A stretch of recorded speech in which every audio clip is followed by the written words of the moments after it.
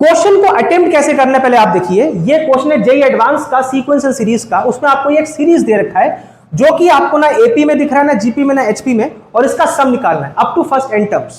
कैसे करें देखिए, यहां पे आपको बेटा ये जो 3/4 दिख रहा है ना, इसको आप 1 - 1/4 लिख सकते हैं, लिख सकते हैं।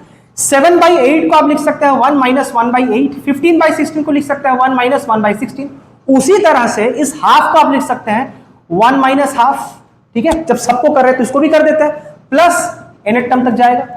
आप खुद देखिए, ये एक एक टर्म्स था, ये एक एक टर्म्स था। अब कितने सारे ऐसे टर्म्स थे n, तो हर एक टर्म में अगर आपको एक 1 मिल रहा है तो कितने सारे आपके पास 1 है n, तो आप यहां पे 1 × n लिख सकते हैं।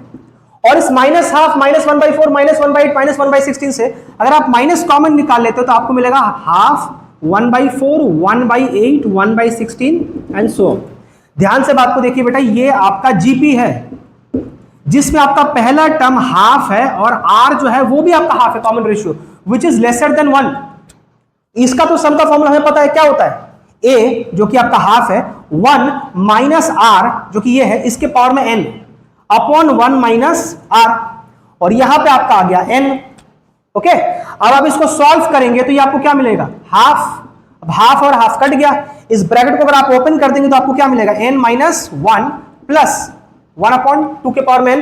2 के पावर जो n है उसको आप ऊपर कर दीजिए तो आपको क्या मिलेगा, 2 के पावर में -n।